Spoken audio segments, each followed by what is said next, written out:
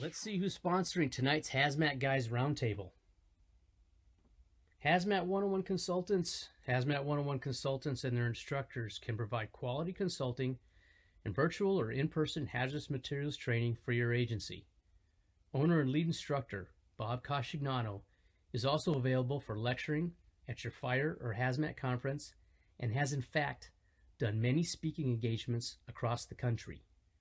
Visit their site at www.hazmatconsultants.com or email Bob Cascignano at bob@hazmat101consultants.com. For over 20 years, K&R Plaques have had the pleasure of helping clients choose awards for the people they want to honor. Their state-of-the-art equipment allows clients to design, customize, and personalize the awards they choose for that special someone. With one of the largest selections of plaques, awards, trophies, and clothing apparel, they can deliver quality products to satisfy any customer needs. No order is too big or too small. Visit their website at www.knrplaques.com or email at sales@knrplaques.com. Responder Training.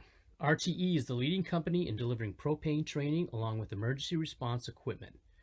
Responder Training has many propane flaring kits, water injection kits, accessories, and replacement parts available. They also sell the only commercially available 1-inch propane flare kit, appropriately named the Dragon Slayer, because size does matter. Contact our good friend, owner instructor Ron Huffman for more information. You can reach him at 765-524-4848.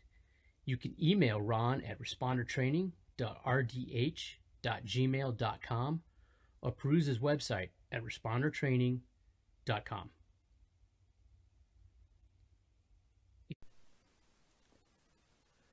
Northeast Hazmat has your supplies for leaks. Easy vac pumps, stingers, hoses, rupture seals, and now carrying fire blankets and hazmat apparel. If you'd like to sponsor the show and help keep live hazmat conversations coming in the future and help send at least one lucky participant to a national level hazmat conference, send an email to bob@thehazmatguys.com and he'll send you the information. Thanks a lot. Now on with the show. Hey everybody, welcome back to December 2022. It's unbelievable. Here we are once again in the hazmat land, doing hazmat-y things in hazmat-y ways. I am joined once again by Bob Kosh right there in the middle with a splendid shirt on. Jay-Z freezing his took us off down in southern equator, and Mike up in the northern part. Actually freezing my ass off. We are in all four corners of the United States right now. That is incredible. This is true. Yeah, so it's weird how that works out. So weird. And let me just say real quickly, I'm sorry I missed last month. It was rough duty. I know I watched the episode afterwards. I may or may not have been investigating the whole EV salts involving the EVs from the hurricanes. Understood. Yeah. Or I might have just been in the Keys drinking a lot. Right. We didn't even know you were not here. We didn't. We missed it. We didn't. Who? But old, what's his name? It's the first I'm hearing of it. Salute. What's everybody doing? What's Mike? Where are you? I am up in Duluth, Minnesota. Or Wisconsin. I'm not quite sure. Whichever state Duluth is in. And I'm about to teach an 8-hour metering class tomorrow. That's going to be great. Good luck to you. Thank you. The best. Hope your meters don't freeze. They are already frozen. It's 15 degrees out. It's fair for everybody to know that Bobby shaved his mustache and beard off and gave it straight to Mike for his head. Yeah, dude, my beard, my mustache comes out like an airbag. Yeah, it really does. It really does. This shameful thing has taken almost 2 months. Look at that. That's better than I can do, bro. Still within OSHA limits. Still within OSHA limits. That's right. You got a little JJ, what are you doing? 70s Anything vibe going on. Yeah, doesn't he? It's great. I want to get like the large collar, button down shirts and really rock it. It really. Yeah. Yeah. Retro is the way to go. Yeah, it is. You wait Definitely. long enough, it comes around. Yeah. Anybody else doing anything good? No, golf game still sucks. So But you're playing it, and that's what matters. it's Yeah. true. About at least 3 times a week. Oofa. Well, Yeah. with that being said, we have quite the topic tonight. I'm kind of excited about this one. I think our producer Ben has been tirelessly working behind the scenes, getting everything together. Bob, why don't you kind of go through what we're doing tonight? Yeah. So kind of like a take off of one of the commercials you've heard, I'm sure. Instead of what's in your wallet, what's in your toolbox? And there's some interesting things. Actually, one we got from, I don't know if I'm pointing in the right way. I'm pointing at Mike and Bobby, so I could say use two's guys. And that had to deal with puncturing of a gas tank on a passenger vehicle. Yeah. Ooh. Great. You guys little got the- spike, Yeah. dude. Yeah. Oh, Yeah. not the 9mm? No, give it a couple of side shots. We're finding that is the fastest way to get into the tank. And with the crime rate spiking the way it is. When I was doing meth lab stuff in a certain part of, not too far from where you're at, they shot tanks, but we'll talk about that another day. So we had from one of the episodes, and actually it goes back, and I didn't realize this, Bobby and Mike, it was like 6 or 7 years ago when we first met. And you guys were talking about this, and I took it back to the firehouse, and on our hazmat truck, we carry a regular automotive jack. Mm-hmm. And what the guys ended up doing was getting a spike that would rest on there, not weld it, because we use the jack for other things, and chicka, chicka, chicka, chicka, boom, and it works great. So that, and then a couple, yep, there it is right there. So we took that spike, somebody got one and fastened it a little bit better, made it a little sharper. And what we do, and there's some other things that we kind of roll up underneath there first, whether it's a collapsible catch-all or what have you. Roll that in the middle of it, pop it up, and then let it drain out. But before the history, though, a little bit before that, was we were actually, to get past the anti-theft device, we were actually stupidly getting underneath the car with a box cutter, and somebody would cut that little rubber hose. Tube. Yep. And then slide our pump off hose into that to siphon it off into one of our drums or what have you. So it was not a safe operation. It was, but it's what we had to do. But then after talking with you guys, we did this, and it's been great. And then one of our guys took it to another level where they made a metal pan and welded it together in such a manner that we could slide it underneath. They attached a fitting that would attach to our pump off hose, and we put that under there and pumped right off. And then the third thing, and all these will come up in a few minutes, that's what Bobby and Mike have there on the bottom corner. The third thing we did was we take like a big shower head that they got like Home Depot or Lowe's or something, so that if we had like a rough roadway like you see there with the jack sitting on, we could dike it off. That pooling of fuel would collect, and this thing just dropped right on top of it and siphoned it all up. So you'll see pictures of that here. Yep, there it is right there. So that's something one of our guys made at the firehouse one day. I like that one. I like that one. That's a great idea. That's MacGyver at its best right there. That really is. If we Ben, can you go back one picture and just or two pictures actually to the first one, showing their jack.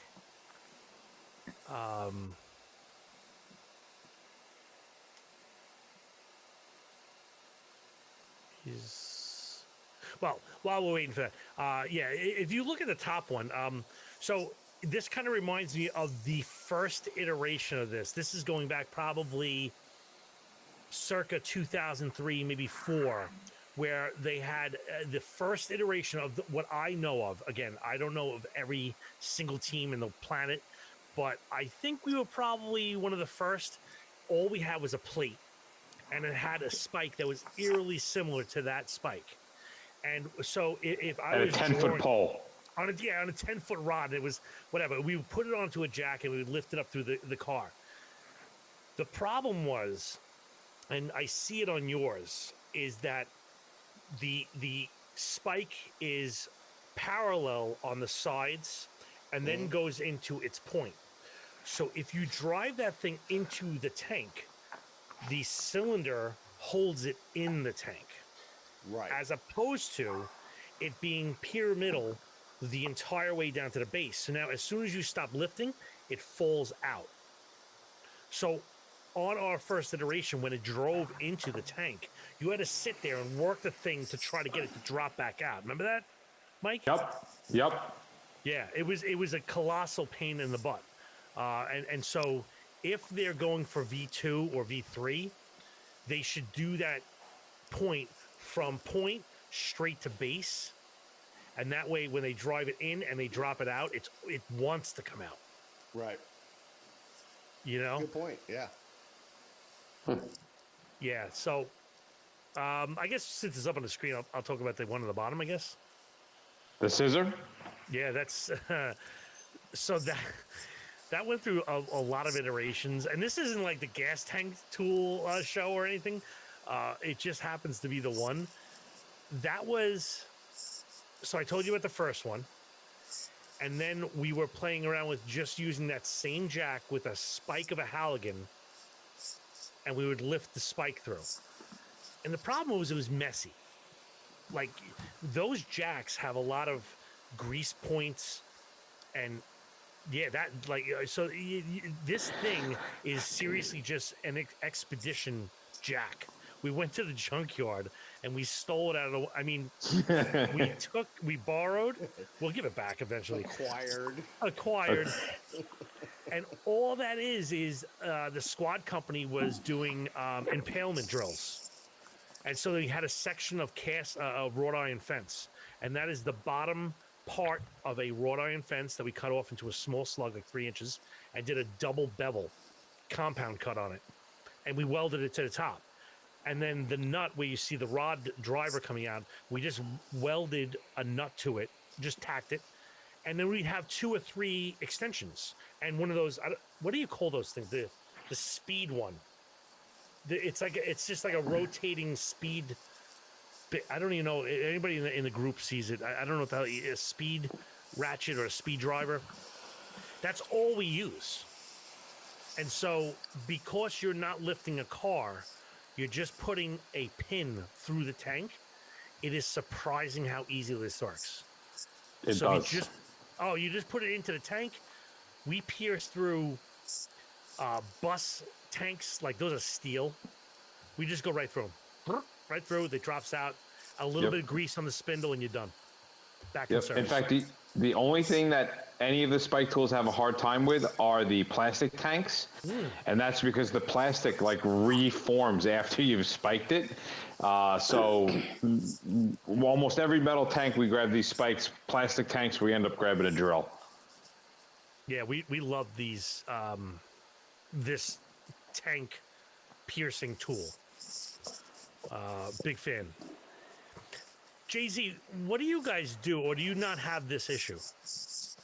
We don't have a lot of stuff like that. You know, I don't know why, but the best thing I could relate this to is I had a guy that he had a little workshop in his garage, and I would have him make all sorts of dowel plugs for me out of wood. And he would just sit in his garage and make every single size I could get. And then I would put them in, in cases for the guys. We had a spill kit or, a puncture kit for each hazmat unit, each squad unit, which carried various things. But basically, we were just climbing underneath the car and pounding wood wedges in.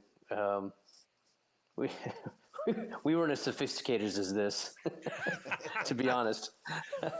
Did you? I mean, like the main reason why we started removing the fuel is because we had knuckleheads that would be like, "Listen, sir, you need to get this tank fixed." And he's like, "No problem." And as soon as that last tail light goes around the corner, he gets in to go to tennis lessons, and he's dragging his fuel tank around the whole city. And now we have a 2-mile long problem. You don't deal with that. They don't. No, It's a higher class of idiot. We've never pumped off we've never pumped off a tank, not even a diesel tank. We've never pumped it off. We just no. What about like tractor trailer accidents? No, nope. Really? Nope, we've never done it. We a lot of times we'll put one of those. We carry those Andex pools. You know those 500-600 gallon yellow pools that come out like a windshield, thing. We'll throw one under there, and then that's pretty much our extent. Similar to this. But what do you do with that?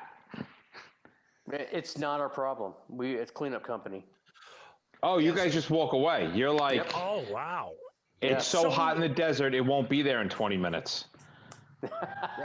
That's some of it. Yeah, absolutely. All right, so that brings up a question, because I think in generality, I'm not going to say for every single department, the vast majority of fire departments or police departments take it from emergency to non-emergency.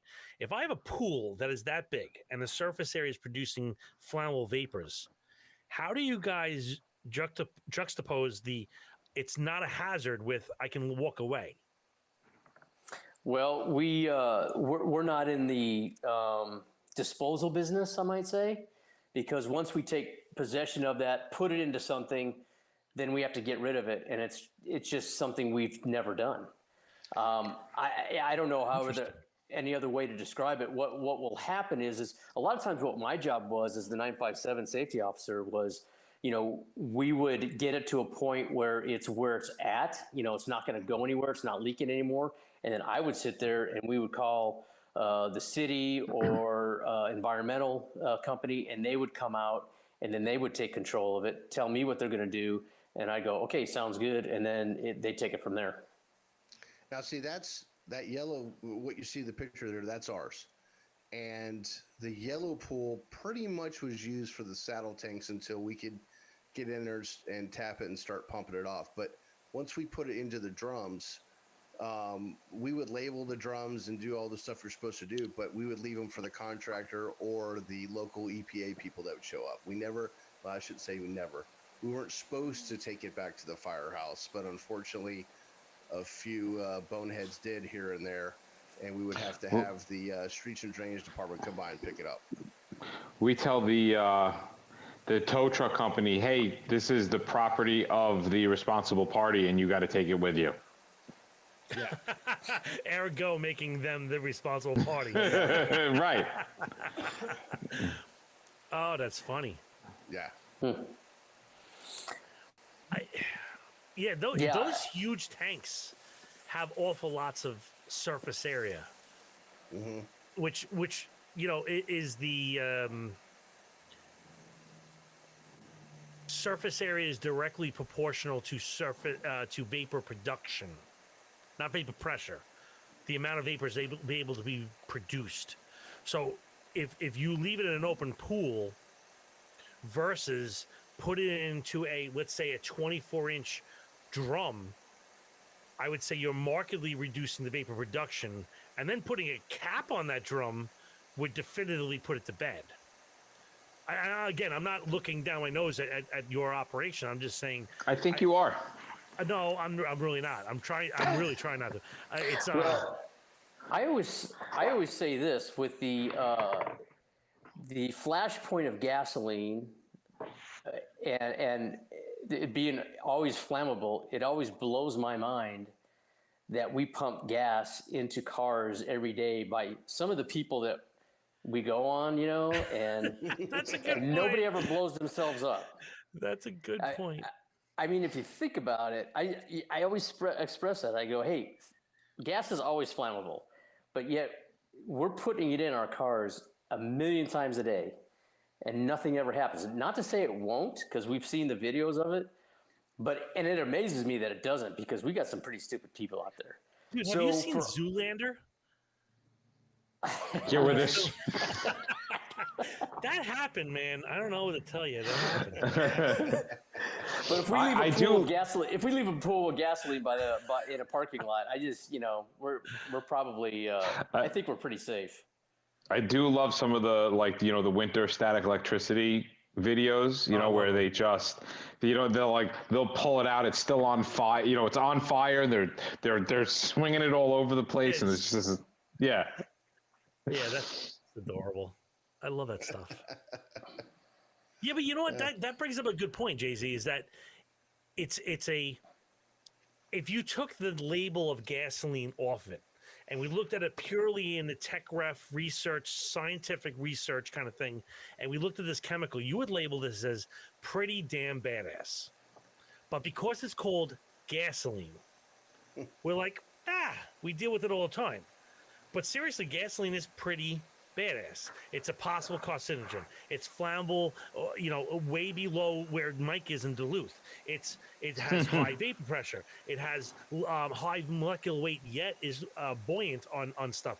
It is a problem all around, and yet because we're so used to using it, we've got this ingrained complacency.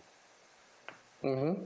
Do you think that's an issue where education to the public is needed, or do you think they're just like, I've been doing this for 200 years? I think they're doing okay, considering how much problems we have compared to, how many people are putting gas in their car.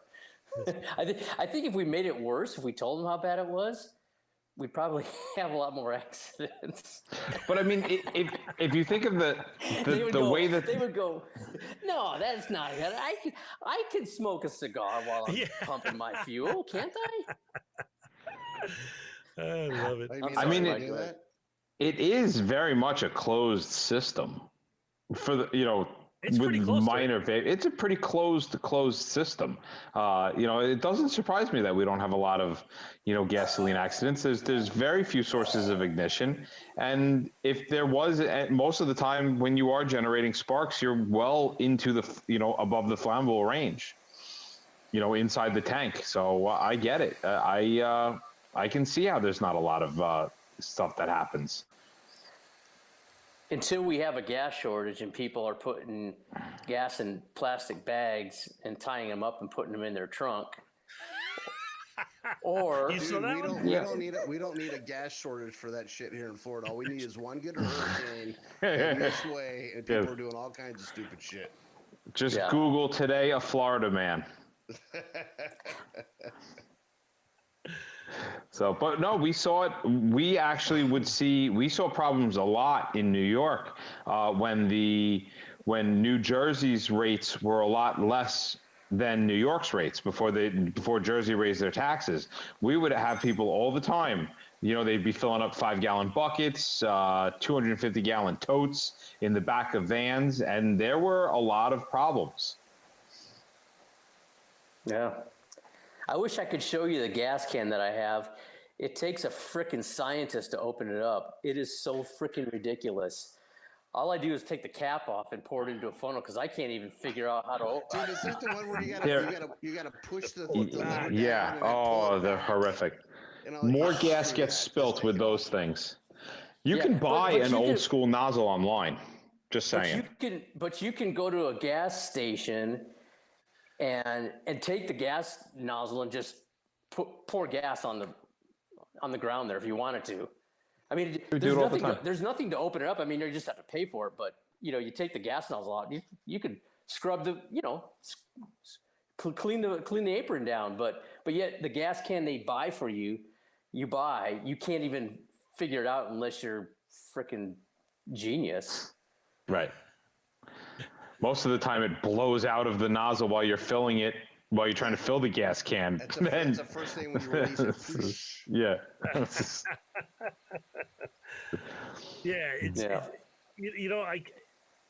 I don't know how many more we have here, but I like the aluminum tray. It's rigid. It's deconnable. I'm sure it's pretty resilient. Look at these. So that's the shower head part I was telling you about. So that was if we got a pooling of fuel somewhere, we got it diked off, and it's Dude, hard to get out of that coarse stuff. We drop it in I there. And it love sucks it right up. homegrown. Oh, it's awesome. This is great. Homemade stuff, always the best. Dude, I'm telling you, you know what? I That can thing's been on a guarantee. truck like 15 years. All right, so that thing, the piece to the left with all the holes in it, is that detachable so you can get inside the other piece?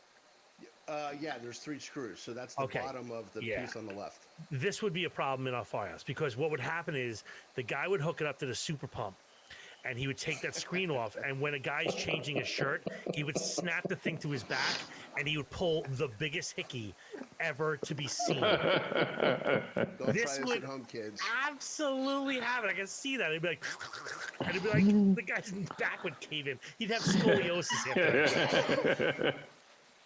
Oh my god!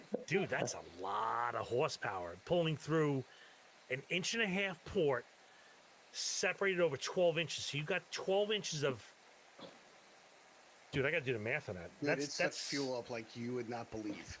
Hold on, I got to do the math on that. Guy, you talk amongst yourself. It was like I said, especially for areas we just diked it off and dropped that in the puddle and right at because some of the roadways we have are kind of coarse and whatnot. So it was.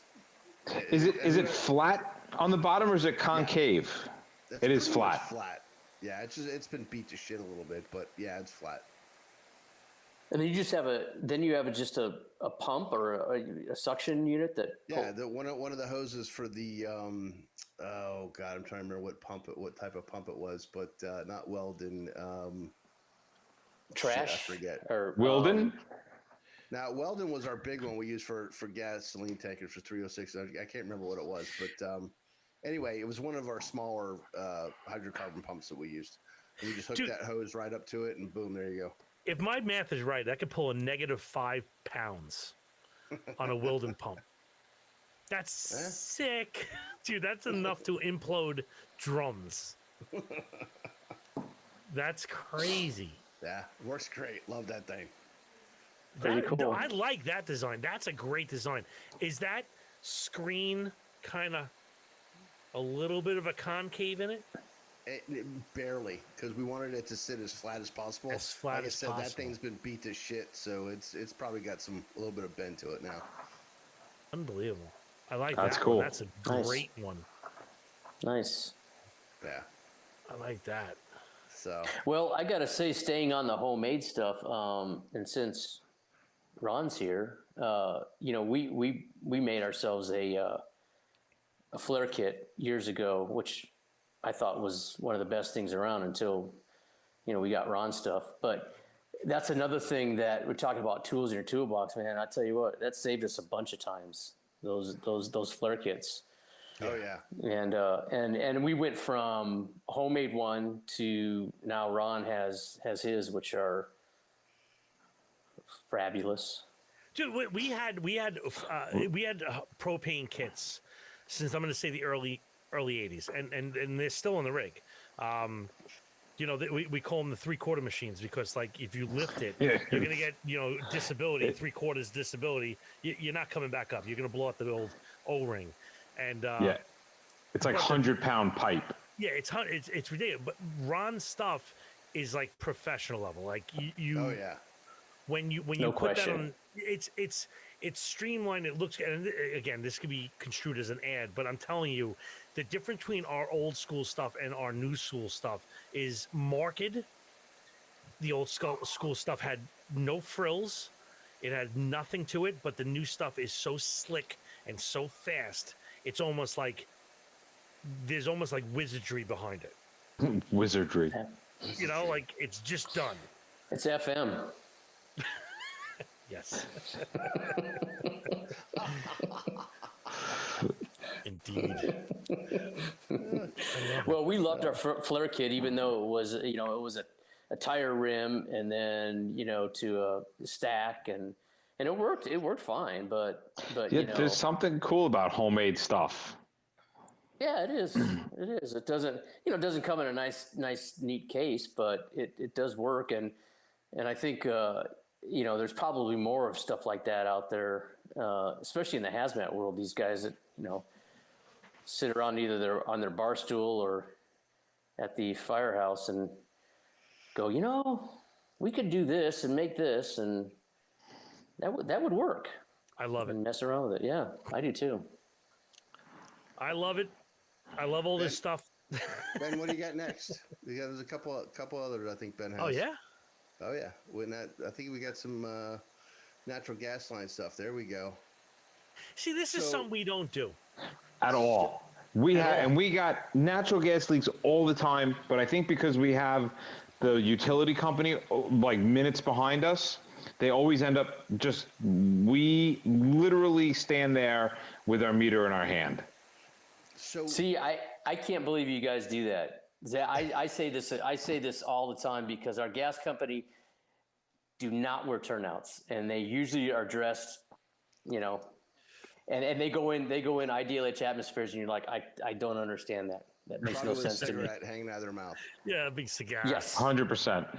Yep. So- yeah. So We have a real great relationship with our gas company Tico here in Central Florida. Anyway, there's different ones in different parts of the state, and because we were having so many of them because of all the construction that was happening in Florida over the years, we would get there and sometimes they'd have a 30, 45 minute to an hour ETA, and we just had all these band clamps. And one of the things that we always had a problem with is you'd have to dig through the bag to figure out which clamp was which. And then somebody said, hey, why don't we get pieces of the different poly pipes and put the clamps on it, so when we get on scene, we go, oh yeah, we need that one. Yeah, that's and we good. And we just That do it in milk is, crate. You know You what? know? That's got to go on our rig, Mike. yeah. That's a That's- great that's- idea. That's when you're like, God damn it, that's so simple, it's stupid. All 'Cause right, you dig I need that around and- picture. Okay, I remind need me. that picture. Ben, Oh. hit the next one, please. Yeah. Because one of the things, those things right there you see around Hazmat 1, but this is what's on all the Hazmat truck companies. And the red bag is a blade bag for when I was on the K12s and 950s and all the other crap. I don't even know what they have now. A1200s. Yeah. What we have is all this stuff was in that spare blade bag.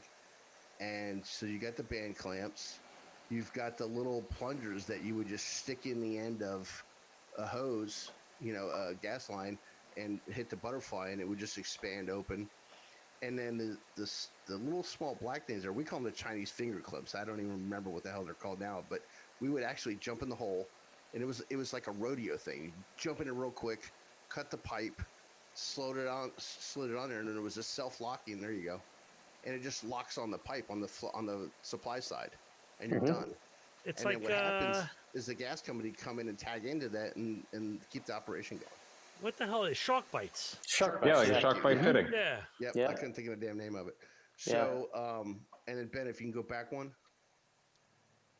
So all these things were on every hazmat truck company, which we have three of the 7 trucks in Orlando are hazmat truck companies. And then if you look at the clamp on the left, that's just a quick little, clamp that you can buy anywhere. But one of our guys, it's not in the picture, took vice grips, took 2 pieces of metal, welded it into the vice grips, so you could just go in there and crimp it down, tighten the vice grip, and you're done. Yeah. That was another little homemade thing. I love those little weld-on things. Some guys take it a little too far, and they weld ridiculous appliances, and you're like, dude, just keep it simple. Yeah. One thing not to do is do not use your spreaders to crimp a gas line. Oh, why? Why? Especially, Yeah, why? Especially a 3-inch metal line. Let's just say. It clamps it. Yeah, they got lucky. That's all I'm going to say. I'm not going to clamps say it. where, but they got really, really lucky, and that's what the gas company told them. Great thinking out of the box, but yeah, please don't do that at home. Oh, Yeah, yeah. all right. Well, I'm with Charles. We use Mustang as well, and then what we do is we'll clamp it, and then we'll leave our Mustang there, and then the gas company will switch us out. They'll give us another one, and then we go on our way. Or sometimes they'll deliver it to the station. That's how good of a relationship we have with our gas company, kind of like you, Bob. And that's mostly yeah. what would happen. We'd leave it on scene. They bring it back to us later on. Yep. And those Climax plugs are great until you put one down there and you think that it's tight enough, and then you look and it shoots you and hits you right in the eye. Hit you right in the eye. Yep. Oh no. Yeah. No, those are that's a good kit right there. It's very Yeah, similar to ours. Quick little down and dirty, get her done. Mm-hmm. Yep. I love it. Oh, and there's one other thing you got to have in your kit. You've got to have one of these. Oh yeah. Everybody has to have the. Got to have one of these in your hazmat jump bag. Yeah, Just totally. saying. Absolutely. Field guide. If you don't have one, you're a chump. Hey, Christmas is coming up. Christmas is Oh. coming. Get Great. it for the kids. Ah, yes. The kids, they make a great bedtime story. They do. Yes, they do. Yeah. Yep. Yeah, it's- And it's kids, tremendous. guess Just what need the to write down vapor? an Amazon What the? warehouse. Guess what the vapor pressure of taboo is? They're like, oh. I think I know. You slap them and you go, you nerd. That's great. I love A it. is for acetylene. Yeah. Go through all 13 lighter than air gases. Okay, let's do it. Hey, I know we're getting close to wrapping up, but I got to make a quick announcement if you guys don't Yeah. mind. Go. You're transitioning. We'll talk about that offline. But we're just knocking on the door of 8,500 people that are members of the Hazmat Group 2 on Facebook. So Nice. if you are not part of it, please join. You got to answer simple questions. I'll prove you, or one of the other administrators will prove you. But 8,400 people are part of that Hazmat group on Facebook. And it has been so much help to so many people. I get messages all the time. Thanks. They ask questions, and it's really been great for the community. It has. Yes. Absolutely. Good So- questions, good answers. A lot of people, a lot of heavyweight people that are out there in the nation that are movers and shakers. So if you want your information hot and fresh from the tap, if you have something that's kind of pressing and nothing emergency, do not put your emergency stuff up here. It is not Yeah. a place to say, hey, I got this stuff leaking out of this drum. What do I do? It's not the place to go. We're not going to get to you right away, but we had Yeah. our good friend Mike Blosky. He's teaching in South Florida, and he had 4 or 5 people from Ivy Beach sign up today. So that was great. Yeah. You know what? We should do that as a joke, and then like 3 minutes later, hello. Yeah. Guys, I'm Hello? serious. Seriously, Hello? my foot fell off. Like, yeah, it's not that place. It's not the place for that kind of stuff. So, Monday morning quarterbacking information needed, SOGs, etc. I see that all over the place. Check out Hazmat Group Do. Duh. Two. Do. And there's a couple other ones out there too, but yeah, we're pretty happy. We're knocking on the door at 9,000. So Tremendous stuff. Excellent work. Very so, good. Very without good. any further ado, we'll see you next Tuesday. next Tuesday. Next Tuesday. Not Say really. that every time. Merry Christmas. Happy New Year. See you next year. Adios.